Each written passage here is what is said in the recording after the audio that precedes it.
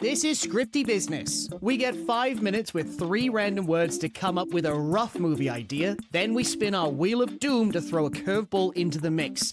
After 20 minutes, we spin the wheel for another prompt. After the time is up, one of us has to summarize what the hell this movie is and deliver it to you in just 5 minutes. So, unfortunately died before he finished the script. So instead he inserted the character as a tribute to his dead friend. I did know that, actually. I don't know how that's come across my radar before. Why do I know that, Murray? You usually have stories about this. I don't live your life. So. It's hard for me to even imagine not having Bill Murray in that role as well now. Oh, iconic. Yeah. I genuinely had to do the math. What does that mean, that we wouldn't get the icon that is his homage, though? If he was in it, we would miss out on another icon of that series. Yeah, you're right. I think you'd be a lot sloppier. Yeah, no one can quite capture the amount of gross that man could put out for comedy's sake. There is a version where you get like the Weekend at Bernie's of this like version of this movie. Yeah, they could have had him as the Stay Puft Marshmallow Man, even so. What role couldn't he play? Good luck. This one's an exceptionally challenging one. Joining us for this very special episode is the boys from Second Hand Haunting. One of them is the ex-conqueror of Zeno, and the other is a podcaster and researcher. Woo! Yay. We got Patrick and Ollie from Second Hand Haunting. Oh, there it goes. It's actually Callum. Don't worry, I get it all the time. What did I say? Patrick. Oh, right. Oh, he did too! I did. I even have in my notes right here. You do have a last name that like lends itself like to being a first name as well, though. You know, I mean, some people have the last name Oliver. That is so good because I have my notes that say Callum. I have my screen that says Callum. In my practice with Welsh, I said Callum. We're just going to call you Curtis for the rest of the episode, so don't worry about it, Kurt. Please. Oh my god. Yeah, thanks. Please, cabbage. Appreciate it. Oh, Christ almighty. Okay. All right, we're off to a good start with character names, huh? It is. So how about we throw our 3 words in and see if we can keep this going? All right, the boys know the game, so it's not anything to reiterate here. The timer starts, and the 3 words we have are... not loading. Oof, my God, we're doing That's good. way more than 3 words, come on. Unusual activity has been detected. Give me 3 random words. That's not unusual of me. I do it once a month. Okay. Hang on, you're not using a specific version of ChatGPT for this list, are you? No, One not that at got all. discontinued over the weekend? Potentially. We've got 3 words. Chair, eat, and zephyr. And zephyr is a soft and gentle breeze, ladies and gentlemen. Fly away on my zephyr. I thought it was a blimp. My whole life. Huh. You know, I think there is a category of blimp called a zephyr. So Yeah. I am really on board with a blimp showing up in this movie. Well, we've had this argument before. It's the word, not the definition. So if zephyr is also a blimp, I'll allow it. It's a blimp for this. So chair, eat, breeze, blimp. Could we say throne falls into the category of chair? I would say it does. Murray, what's your verdict? Yeah. I would say it's a type of chair. Yeah, for sure. So I'm going to say the chair's the throne. It's the best chair. Okay, great. I'm going to absolutely leap straight off of that. It is a throne, and I'm going like full spirited away with this. Okay, so it is a throne that when you sit on it, it literally eats you and transports you to another world. That's going to have something to do with the wind. I don't know what it is. So it's like a Narnia throne. It's like a Narnia throne, exactly. That's exactly what I'm thinking. I think it's some kind of like wind-based world or something like that. Or like wind is like a central metaphor. Or it's like, you know, castle in the sky style. I don't know how the wind comes into it, but that is where my mind is at. Have you all ever played Bioshock Infinite? Bioshock Infinite. Yes, let's go that hard. Columbia. Okay, so it's like a fallen utopia in the sky, or was it a dystopia to begin with? I don't think anything starts as a dystopia, does it? That's what I was actually having that thought as well. I was like, hang on a second. We are I don't know. IRL? I think IRL started as a dystopia. When was it ever a utopia? I think we're like at the start of the movie, it's a dystopia, right? Like, so it's like, Yes. So you get eaten by the throne. You go into this dystopian world where there's flying castles in the sky, and and you kind of like looking down at this dystopian world while like people are flying through the sky. Is that? I think that's where we're at. Yes, I love it. What if like each cloud is like a separate castle and they're at war? Yes, Yes. I think that's exactly the point. I think you're Castles in the sky at absolutely war. right. What we're grabbing onto here is castles. So I think it's an entire kingdom, like floating kingdom, and each kind of suburb is its own sky island, and there's just like a chain of like 20 or 30 of these things interconnected together. So basically, I would already watch this. So this particularly hungry chair transports you specifically to the kingdom of Zephyr, which is at war with another... I think this is like the portal. This is like the Narnia portal. Yeah, I mean, Zephyr was like the wind, so it's like we're in the wind. But I mean, obviously, it can be Zephyr. So so the world of Zephyr. I'm fine with that, especially if it's wind-based, which is what we want. What I love is that we've got Second Hand Hauntings that do specifically spooky stories and ghosts and tragedies and killings and the rest of it. And we're essentially making a family movie. Like, I literally now see Hell this. yeah. Like you said, Spirited Away, Chronicles of Narnia.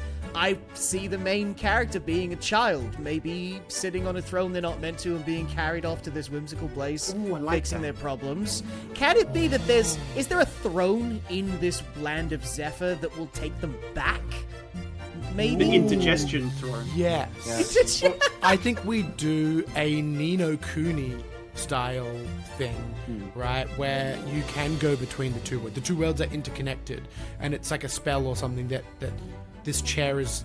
You know what it is? I think what it is I think this is the only known way back and through, but there might actually be a series of thrones that we've lost through time or whatever that will become relevant later in the story Oh my god. when they get trapped.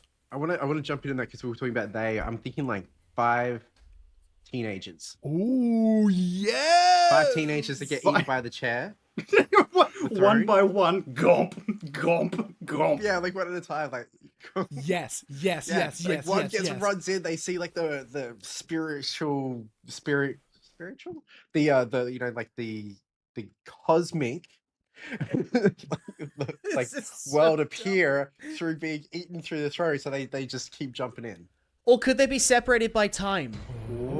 Could this be like different generations in like a castle on our plane that is then taking people, like missing children over the years that all turn up in Right, this but then they land? all get put there together at the same time. Like it Yeah, syncs up. I like that. Yeah, I like that. And then they're like Both. asking themselves questions like, hey, like what era are you from? Oh my god, you're from the 2010s. I'm from the 1800s. I'm getting no phone signal here. Yeah. Guess what? It's time anyway. So for curveball time already for the Second-Hand Haunting Wheel of Doom. So boys, the timer is active. Sure. What's our curveball? Like, Ollie, that was Callum. yours first. Ollie, one of you. Time is running. A supercomputer AI is unsure if it should destroy the world. Oh boy. Oh, is it a video game? Because we've talked about Bioshock Infinite and another game, Nino Kuni, as well. No, that's a crime. You're not allowed to. It has to be a movie about a video game, Tron style, but it can't be a video game. So in this castle world, it turns out that one of the reasons why it was a dystopian world, when we came into the world, it was because it used to be a thriving technological civilization, but AI, there was the rise of AI, and that turned this thriving civilization into a dystopian civilization, which is why they moved up into the clouds. But the AI is still considering destroying the rest. But it needs proof from the from like the humans that maybe these kids, they need to, before going back to the real world, they have to prove that the world is worth saving. Okay, yes, I love this. I think there's a couple of things we need to nail down first, right? So if the AI is inside the world and not outside the world, we need to get our timeline of inside the world, right? Because there's two versions of this movie. There's the version where AI exists in the real world and the real world goes to shit and they all escape into this world and that becomes the kind of story. Or there they come from the real world into this world that was destroyed by AI and now is later.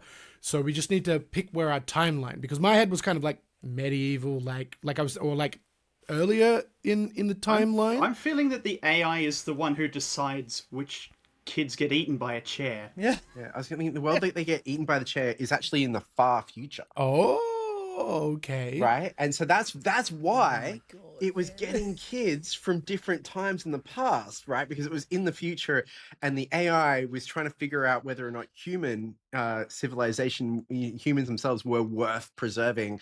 So it was trying to do its logic by getting different kids from different ages through time to bring them together to see, like, to do that comparison. I have questions then.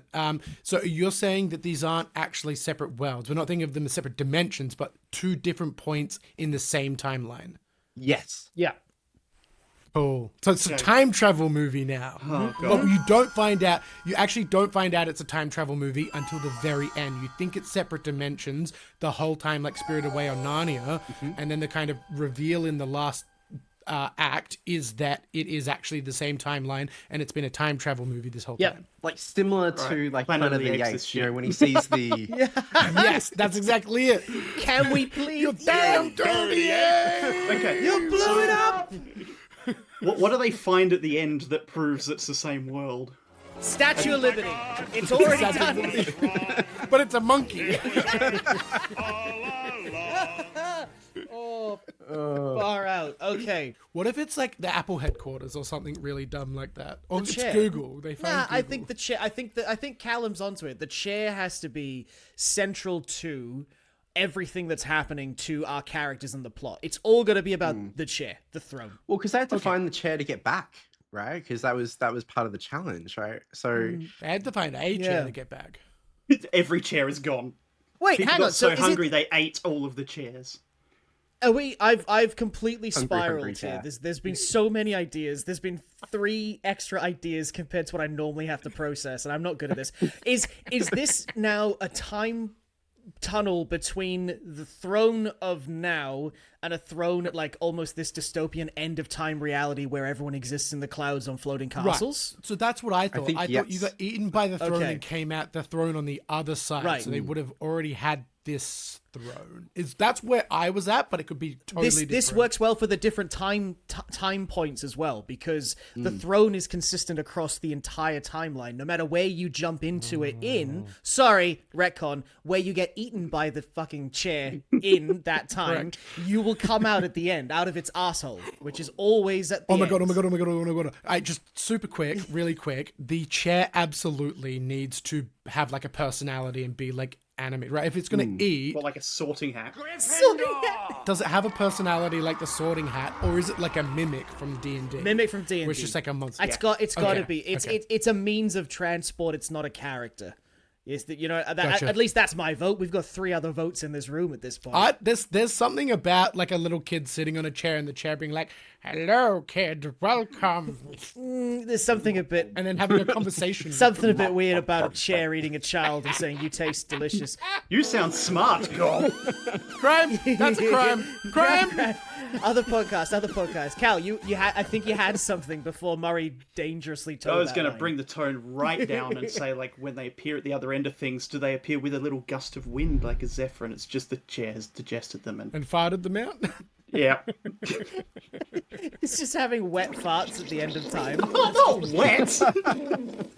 Is that the title? Yeah. Oh god. Ooh, title. Chair to up there. Chair to up there, I'm not opposed to. Ooh, You can convince me on that. chair to up there. That's almost as good as wet farts at the end of time. Chair to up there, and then semicolon. Wet farts at the end of time. No, that's the sequel. That's the sequel? The sequel is wet farts at the end of Oh, time. good god. How do these 5 kids solve the problem, though, right? Yeah, that's what I was just about to say. Where's your beginning, middle, and end for this fucking idea? So, I mean, ideally, the children just convince the AI that humanity is worth saving. That it's not. Oh, there's an AI. I forgot. So that's got to be like the end of the hero's journey. No, maybe not. I mean, like is Narnia a hero's journey movie? Like, is it still? Sure. Surely. It's a very Christian movie. That's all I know. I was gonna say, yeah, God Yeah. plays a big part. I have a couple of questions about structuring the kind of plot of this thing, right? So is the AI immediately revealed as the antagonist and they're like kind of fighting against it, like, and it can take any form, like it's the king who's trying to oppress the land or whatever, or is it kind of like a secret friend, kind of like Rapture style with Andrew Ryan beat with the golf club, I think spoiler Luke has an apology. idea. Would you kindly head to Ryan's office and kill the son of a Would you kindly?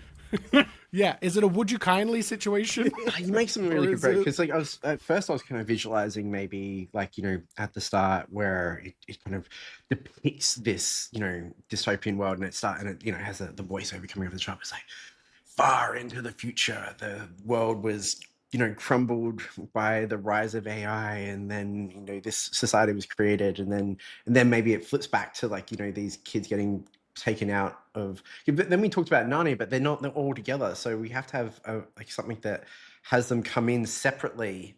So Well, she's so excited. Idea! I've got an idea! It's been killing me. I forgot this idea to start with, and then it came back. So how about, because this throne is connecting through time, right? The antagonist, this AI, is actually a separate child that also went through the throne, but somehow came out earlier in the timeline of the end days, right? Love it. And was partially responsible for the rise of AI, became this artificial intelligence being that's trying to take down the escapees, the cloud people. So when all the kids come out at the end and they're up with the cloud people, they're actually battling the architect, the person that came through to start with, who's also from that time, and then that can be the whole thing, whereas like the end of the movie is like, my guy, you came through and you chose violence and you chose destruction, but like, you don't have to. Is that a trope? Because there was like literally a Doctor Who episode with that exact same. Oh, it is too. Yes, yes. It's Yeah. that. Okay, Yeah, we're yeah. done. It's happening It's again. that- Wes. damn it. Can I throw some absolute shade onto someone's career here and say, like, the first guy to come through didn't know anything about, I don't know, farming in the sky or whatever. So he just basically asked ChatGPT, and that's what kicked off the AI to take care of the farming, and that's what's gone wrong. Oh, yeah. Okay. Well, we can work with So that. ChatGPT was the seed of dissent of this society. And then each of the kids know about a different season of farming. That's why we got 4 more kids. This is the kind of a different idea. So we've got 2 pathways now, right? We've got the first kid to come through, and I'm going to slightly modify it here. Go for it. The first kid to come through dies or something happens to them and their personality is uploaded into the AI construct because they can't come through and be the AI. It's just another Doctor Who. Or the first kid to come through becomes an ally of the AI and creates this whole problematic situation, which is what you're talking about. Okay. Let's do that. So we've got 2 divergent pathways. Let's do that, but it's not the first kid, it's the last kid. So it's a kid from current day that understands AI and electronics and the rest of it. So then you can have the older kids coming through from previous generations and eras in time with no connection to technology or internet or anything else. You don't have to explain how the fuck they're programming AI and doing all this sort of shit in this fantastical dystopian Sky City world. It's timey-wimey then, too, which is we like. Yeah. I have something for you then. I have something for you, right? So I think they do, so they either, this is something we need to nail down. They either all arrive at the same time in the world, as in like, so they come from all different timelines, but they all arrive at point A, or when they go through, they all arrive at different times, and the person from the far future arrives first, like years before everybody else, which is why they can establish this, and then the other people kind of get scattered in between, and we're following someone from maybe modern day or like a couple of decades ago, or maybe even like 60, 70 years ago, and they're in this world trying to catch up. But I don't think this person from the future is modern day. I think it's like 200 years from now when AI is like really Okay. well established into our society. So you've almost got like they're bringing literally a virus then. Like they're exposing a world to an alien product or technology that is then going to it's have not ripple ready effects through for that. it. Yeah, it's cane toads. He's a cane toad. Okay, does this Valid. modern day person bring the AI through with them accidentally? Is that what it is? Yeah, he's just got a phone in his pocket or something. Yeah. And I don't know. And it melds him together. Maybe this is a whole thing. He gets merged with it. So then all the other people that come through, they come out and they're like, I have shovels for hands. Because they were a shoveler. Oh my god, Yes. I'm so on board with this. So I'm so on board with this. So I think we should definitely, our main character should exist before mobile phones. Okay. Otherwise, they're also going to come through as a mobile phone. Yep. Merge computer man. Unless they could be super cyberpunk. It could be like in the side of their head kind of thing. Yeah. I'm up for some like Cronenberg horror of this. Let's get this away from family movie and get like real messed up. No, it's still a family movie. How dare you, sir? Sorry, that's not our call this week, my guy. This is No, that's nothing to true. do with us. That's right. I don't even get to make that call. You're right. Definitely started off as a family movie. I mean, look, I've seen some messed up family movies, right? That's true. That's very true. Even the nice ones still have heartbreaking moments. Coco makes me cry. We'll make it animated. That way it never gets too freaky. Sure. I think it kind of has to be. Would you want to make it that the kids come from like a real life? Almost. I'm trying to. There is a movie like this, and now it's like Space Jam. sure, but Michael Jordan doesn't become a cartoon in the that's cartoon true. world. You know what I mean? That's very true. Oh, there is a movie like You this. think Page Master? Yes. Page Master. Thank you. Yes, that's what we're doing. Because then you can get super horror side. Because we're talking like 90s cartoon and animation is all a bit. Oh yeah. So we can get away with that again. Yes. Like they went into like Jekyll and Hyde. It got weird and creepy. No, All it's right. fun. So yeah, he's got a you phone go. in half of his face. Let's do it. Okay. Shovel hands. Right, we got 3 more. Okay. Okay. So yeah. So we've got a couple of things we got to nail down. One is who are these characters? What are their things? And the other thing is like what is the actual plot of this? Because I'm not sure that we have a plot yet. They are winners of a local, like a yearly local, like market farmer thing where it's like they've grown the biggest zucchini or pumpkin or something, and they win. They win the competition. That's what lets them sit on the chair to get eaten. With the pumpkin? Are you saying they're coming through like part pumpkin? Is that what's happening? Like, oh my god, they come through as like a jack-o'-lantern. One guy comes through, has just got a trophy for a head. So basically, like every year, someone wins the competition. As a part of that prize, they put them on the chair to be eaten. So it's kind of like a sacrifice. Yeah, sure. Yeah. The elders of the town, they know about it, but no one else does. Okay. We would have too many children then. We would have like hundreds of them. So I think it's more like this is like a part of a castle or something that the fair happens around. And this kid breaks into said castle, sits on the chair. Yeah. You know, and it's like the modern day person He's on like a sits tour on the or chair something? because they're on a tour with their school, yeah. right? And they break into this room and sit on the chair because otherwise we would have like thousands of children. So we're gonna go back to just like the one kid, the one like are we got like what size kid are we talking here? Size doesn't mean age. Grande. We'll have a grande kid. Grande. I mean like age. I meant like age. You know, like a teenage. Is it like a teenager or is it like a, you know, like It's got to be Page Master, that preteen. kid- Preteen, right? Like Preteen. 12, Preteen, 13, like- we're talking. Yeah. It's got to be that. Okay. Yeah. That's the sweet spot for these sort of movies. Yeah, it's the Japanese age that they're like all their heroes are like. Right, okay, so Japanese preteen Every kid. like anime ever is like 13-year-old kid good point. pilots giant robot and kills the world. I say like maybe like a half Japanese, half Australian preteen kid. Sure. Just to tick Hell yeah, Mary's box. Australia. Yep. Let's do it. Yep, absolutely. It's gotta be Australian, baby. Let's go. So we've got. So we're just gonna have this. Also, don't say tick my box like that. How dare you? Apologies.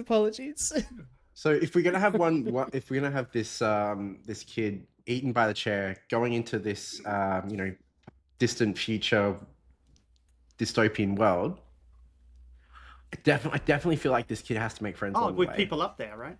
Like, you know, I feel like if in any of those sort of movies, like there's introduction of characters, right? There's like, you know, obviously in Page Master, there was all the books, you know, they met all the books along the way, kind of like picks them up and they help him along the journey.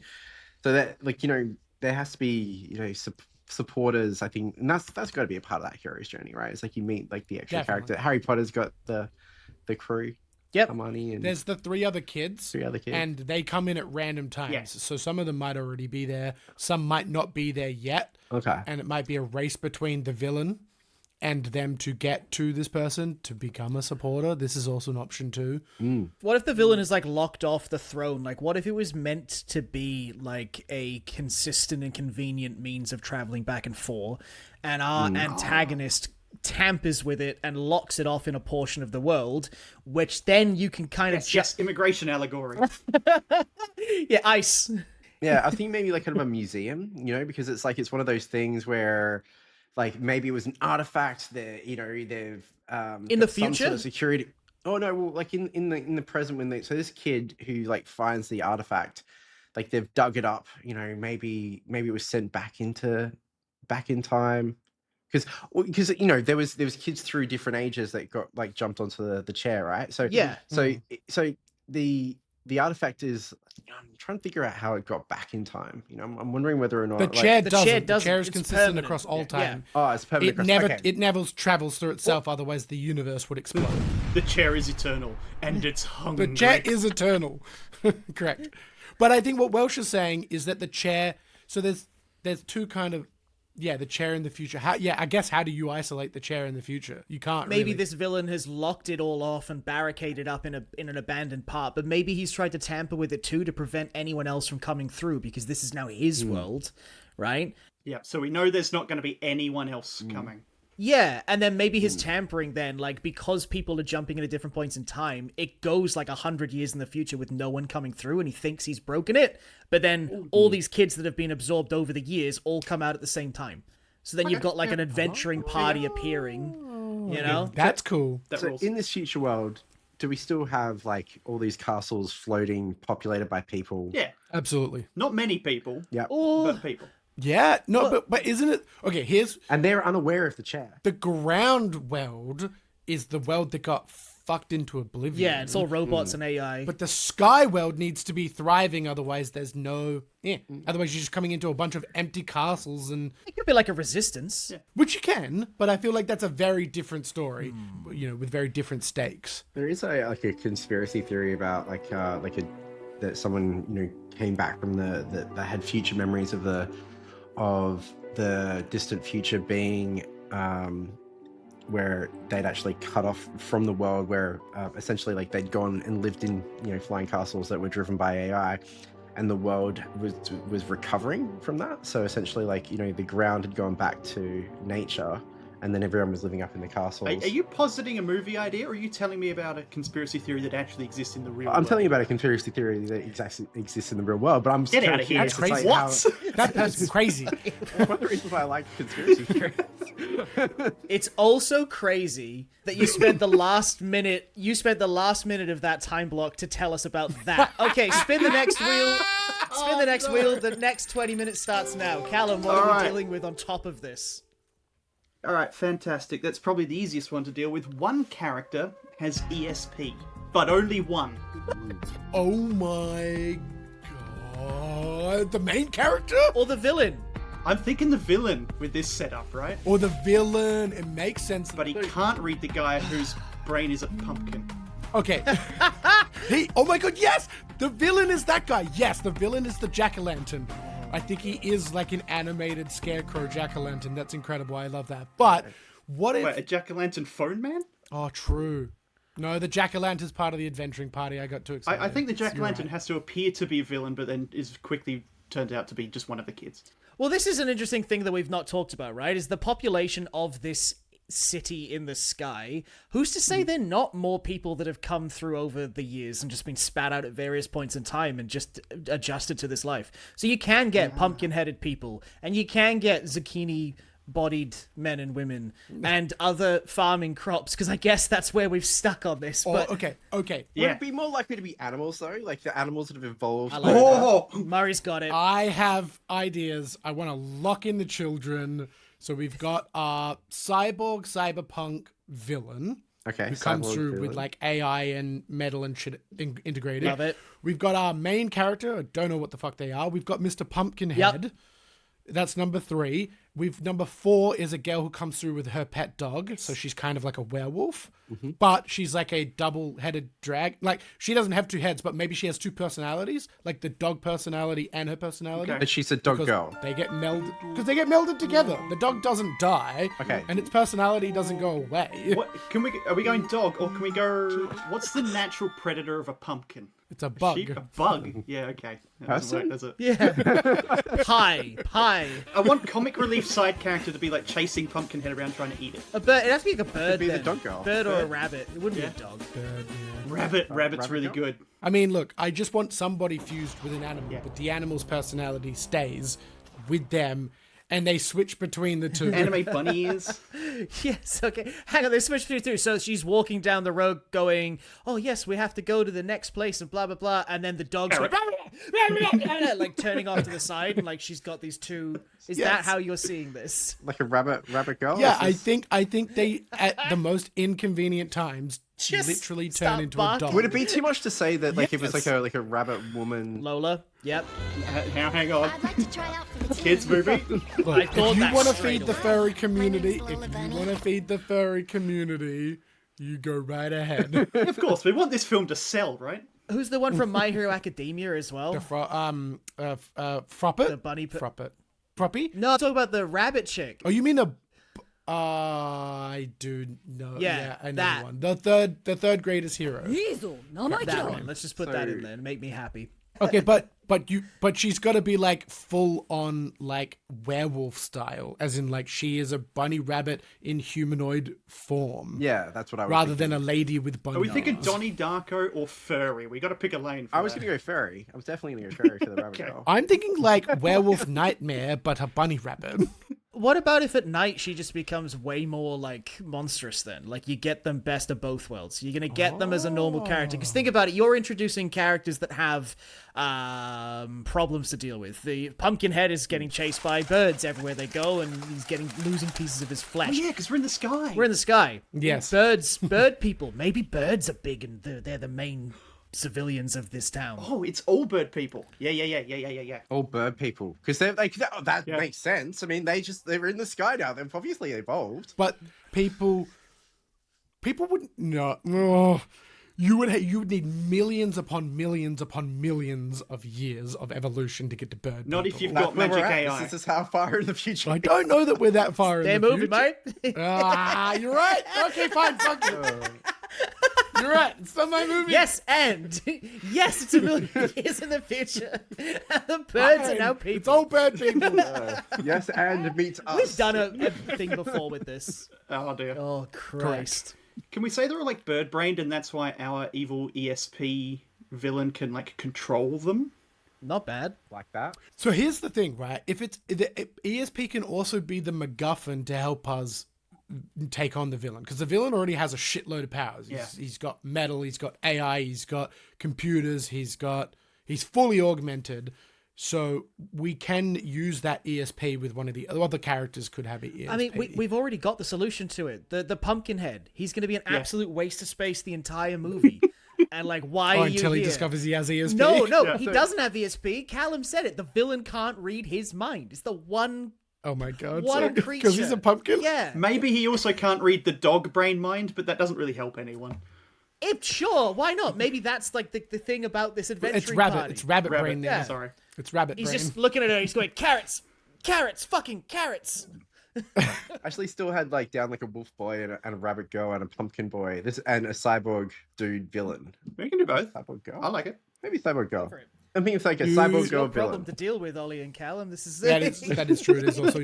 We haven't nailed down our main character. What do they come through with? Shovel hands. So they've got all these great ideas, but they need other people to help like manipulate stuff. Oh, that's not a bad shout, actually, Callum. Yeah, okay. And there's no dirt to dig because they're on clouds in the sky. Yeah, so he he's also feels really completely useless. Okay, so I mean, I still had him down as like a Australian Japanese free team boy with shovel hands at the moment. What if? No. Would it be really terrible to have a Japanese kid and an Australian kid touch it at the same time and get merged together?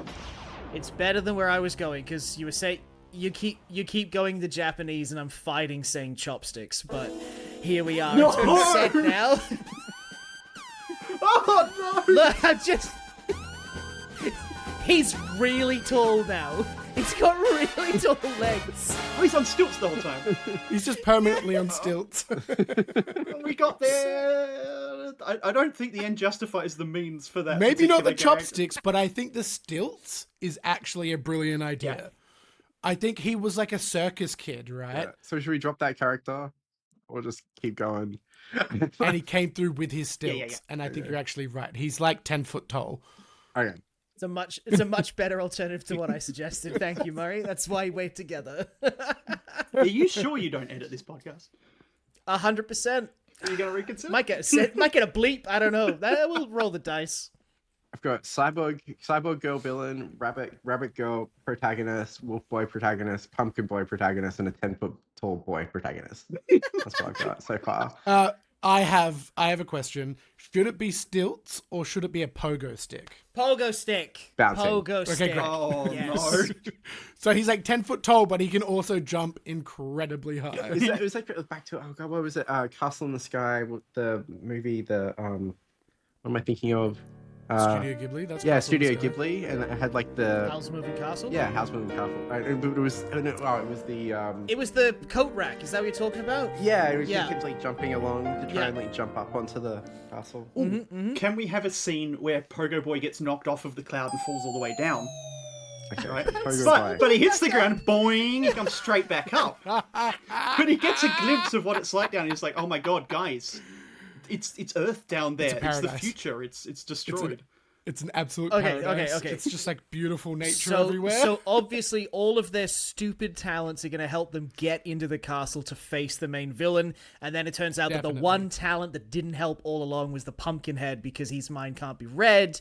They beat the villain. And what's the message then in that? Is that like an ability's an ability no matter how shit? Like Horton here's a who? It's kind of like don't judge a book by a cover. Like just because he's different doesn't mean he doesn't have skills. So I've got the villain down as this like cyber girl that has been gotten to the world at some point. I'm thinking that with this cyber girl, maybe she learns to be good at the end. Because I mean that was one of the plot, one of the curveballs was whether or not the AI was going to just decide to destroy the world.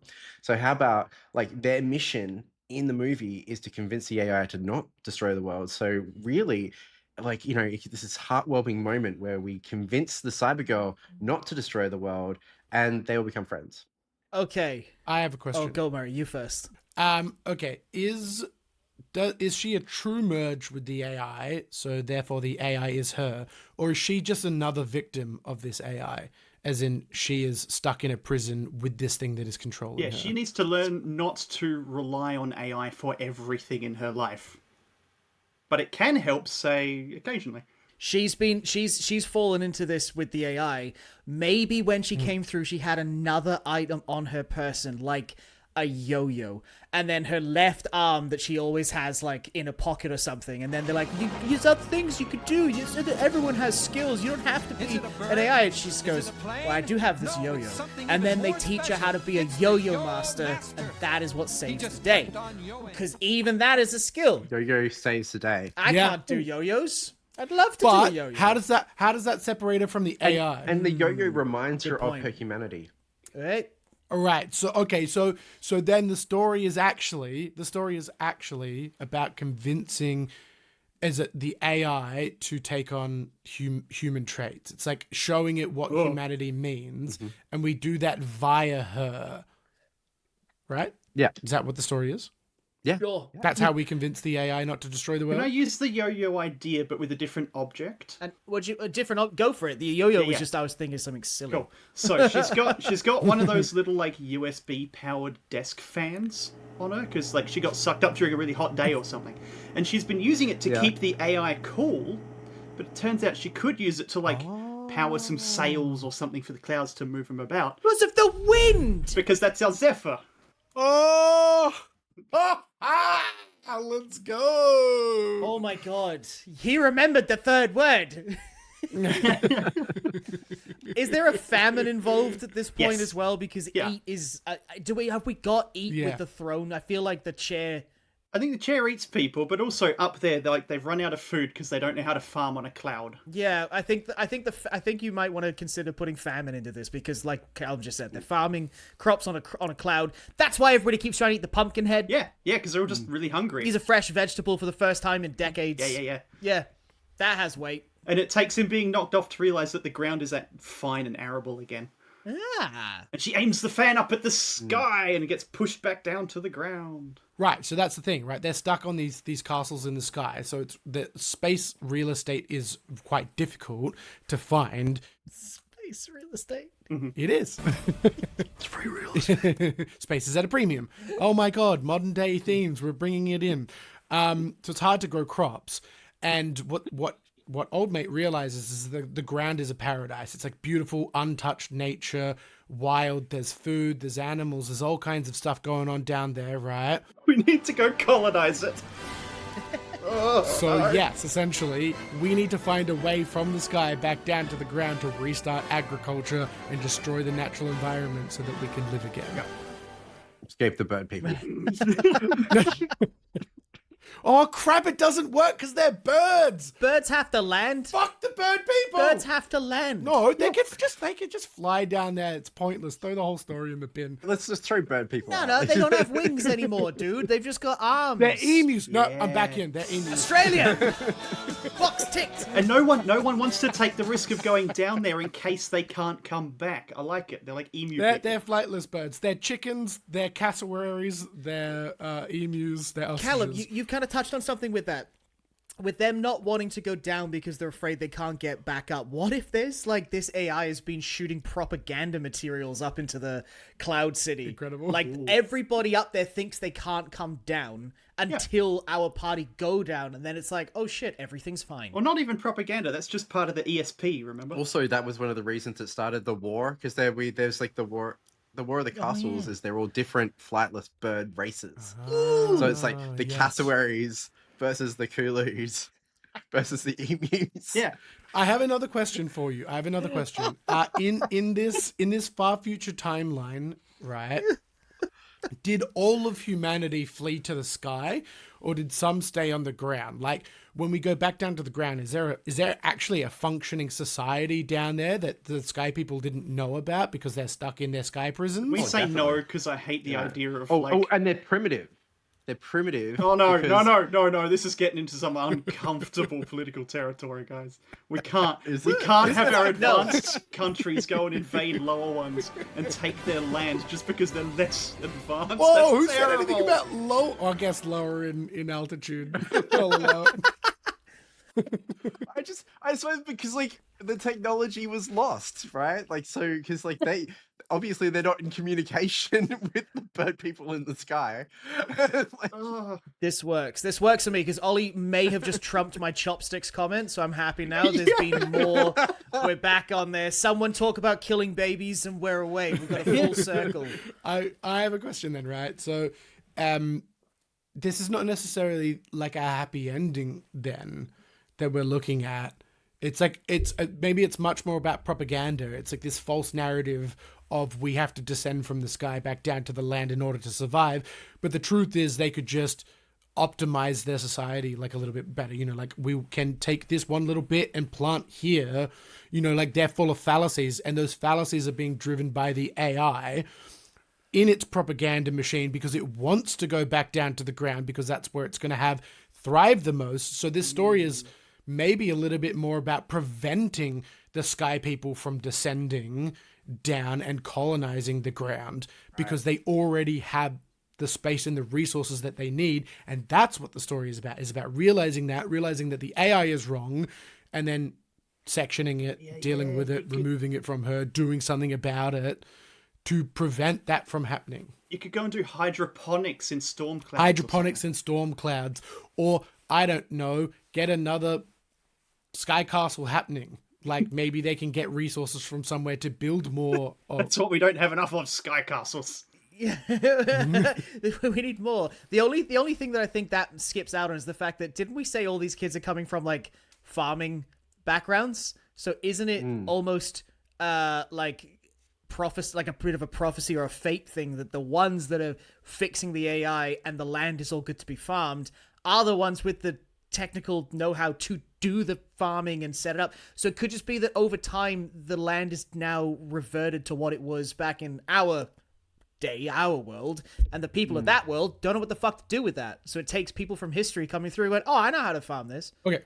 So I actually think this works really, really well, and I'm going to give you two pathways to go down, right? The AI specifically seeks these people out, maybe. I don't know if I can't go backwards in time. I don't know. Let's just say these people arrive because they do have the skills to solve the problem, right? All these farming people could plant farms on the castles in the sky and bring agriculture back to this failing society, right? And therefore they have the tools to solve the problem in the sky without descending. Or we go down the other pathway, which is there is no ground society, it's just nature down there, and they want to go down there to plant their food or whatever. Or bring food from there back up into the sky. Like we'll get the berries and the seeds and the wheat and the crops and bring it back up and plant it in our villages above. There is ground down there. There is, in fact, maybe even society down there that's trying to farm, but it's not working. Why is it not working? They've used up all the nitrates. Where have all the nitrates gone? We need some nitrates. You know where nitrates come from? Bird poo. Bingo. Oh, wow. Wow. Yes. Okay. So it becomes about trade then. We'll buy your shit. Trade for the mutual benefit of everyone. Stop the bird poo. Bird poo becomes the official currency. Yeah. Someone pulls a massive lever and a huge storage of bird poo just cascades to the ground. And then the ground people are like running around in slow motion, like as if it's just started raining in forever. Thank you for your poo. Oh. Okay, we have not long before you have to summarize this film. So is Not there long any at other like all. details you want to like nut out? Is there gaps, things that you're worried that you don't like? What do you want to deal with? Oh, a fair few things.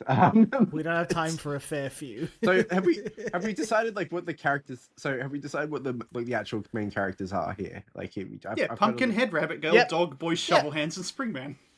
Perfect. Next question. Are they their names? Yeah. Do their names become like Springman, Dog Boy, Rabbit Girl? Yeah, does now. We've got Pumpkin Boy, Pogo, Pumpkinhead. Pogo Boy. I got Pogo Boy and Pumpkin. They forget. Boy, They forget what their real names are as they go through the chair because they've been like eaten up and digested Okay. and spat out. Oh my That's god, that's brilliant. hilarious. Yes, and maybe the farming is what brings them back to who they are, and then they remember they got to go home. They remember their skills, but not anything about themselves. Yeah. Protagonist definitely. We've got the cyber girl from somewhere in the past. No, Antagonist. that's the antagonist. Antagonist. That's what I meant. Sorry. Yep. Antagonist. Yeah, I don't know. Callum, is there anything that you're concerned about? Is the main character called Jerry Ooh, Welsh? Can we call evil AI girl? No, I was gonna say the AI girl's called Phony, Phony. Okay. which is not the real She's lead. a big fat phony. Your names are not our strong point, You're gonna need a title for this. and that Oh shit. is time. So we need you to pitch us a movie. Right. So the movie's going to be called Thrown Away. It's an animated family adventure. We're thinking Page Master inspired. So we're talking about the thinking being reminiscent of the 90s. It's going to be a cartoon, animated, Expressive animated characters that don't quite meet reality. and definitely characters that you meet along the way as a part of that adventure. So we've got our main protagonist, which is A guy with springs for legs. And his name? Pokey. Pokey? Pokey. Yeah. Pokey. Pokey. Pokey comes in. Main protagonist Pokey. He's got amnesia. He doesn't remember everything about his life, but we, the audience, kind of recognize that he might be from our world. And he meets four other kids in the same situation.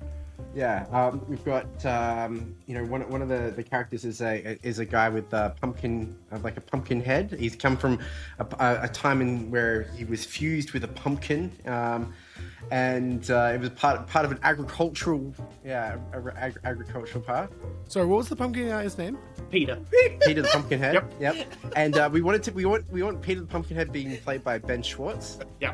But yeah, we can get him on the phone. And I've got Sam Richardson on to play Poggy as well. Brilliant. Yeah. We've also got a girl with a rabbit mixed with a rabbit, a kid who's mixed with a boy, and a kid who's just got shovel hands. Sorry, what was her name? Shovel hand? No, which one? Rabbit Girl, The rabbit. All of them. Bouncy, What are all of their names? Barky, and Digger. Oh, so Yeah, good. we've got the main antagonist, which is a cyber girl. She's the villain of the piece. Well, we find out that she might, actually be good later on in the movie. It's very conflicted. She's conflicted, but we've got. She's trying to do the right thing, but she's using this phone that's attached to her head too much. Yeah. So, And what was the character's name? so it's Josie, played by Margaret Robbie. She's going to be cyber girl. She's going to be a cyber girl. What part of the story is, but basically she was from a time where they started fusing technology, and she was on her phone on social media so much that the phone kind of like fused into her personality and in her head. Yeah, she was sitting on the throne on her phone. Who can relate to that? And when she gets eaten by the throne, like all these kids, to end up in the sky world, which is populated by a bunch of animated bird people. So we got like a castle full of emus, we got a floating castle full of chickens, floating castle full of cassowaries, bit like Columbia from BioShock. They're all at war. So they're different nations of birds. Does this place have a name? It's the land of Zephyr. Up there. Zephyr, that's right. But they're all like apathetic and bored and starving because they don't know how to farm clouds. They don't know how to make fresh fruit and stuff. Would be a challenge. Yeah. Yeah. So the kids fight their way to the throne room to meet up with Josie, the phone girl. Our main boy, Boingo, was it? Pogie. Bouncy. Pogie. Yeah. Gets knocked off the cloud, falls all the way down to the ground, where he briefly sees that it's like farmland down there, but there's people are like not quite growing stuff properly, and then he springs boing straight back up onto the castle again. Straight back up. And he tells everyone, "Oh my God, it's the real world down there. It's the world we came from. It's just the future." But they don't have enough like fertilizer to really grow stuff down there anymore, so they're also starving. And then and someone realizes, wait, what do birds produce, Ollie? Bird poo. And what's bird poo full of? Nutrients, nitrates. Yeah, it's the best fertilizer around. So they managed to convince the AI to dump a bunch of bird poo on the poor peasants below. On the world to help resave. And so basically the antagonist turns, we turn the antagonist of the movie. It's a heartwarming story about the cyber girl who came from a society where a phone was fused into her head, and she became a cyborg because of all the social media making her feel so bad that she wanted to, push that out into the world. But now there's a heartwarming story about converting, to remove that from her personality and help her, convince her to help humanity, strive to what, it could be. Tagline. One man's trash is another man's treasure. It's thrown away. Yes. Yes, I love it. They all make it back. They all make it back to their various timelines in the end because the cyber girl helps them out. Well, I'm ready to sign on the dotted line. I'm ready to make this movie. Audience, you write in, comment, tell us, would you make this movie? Did they pass? Man. Oh, that's so good. Screw the audience. I want to see this movie. Thanks to both of you, Ollie and Callum from Second Hand Hauntings, for joining us on this episode. Make sure you check them out on their Spotify and on Instagram as well. I've seen your reels. Great episodes. Definitely check them out, especially one in particular. Yeah. We're on. So it's very Vice good. Frau, John Tregeagle, and some other story where you guys came on and absolutely tanked the show into the dirtiest territory. Francis That's the Fryer. one. Definitely one of the best. Thanks for letting us take you on a journey. Find us on Facebook and Instagram at Scripty Business for all our updates, and let us know what you thought of this week's episode.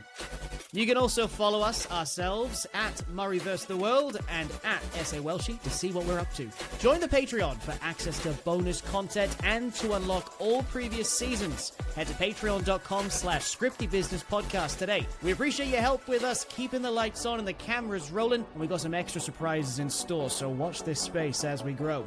We'll be back in 2 weeks with another episode. Until then, stay awesome. We love you. Scripty Business is a Soul Hole production, hosted by the Zinner Network. You've been listening to Murray Curtis and Luke Wilkinson Turner.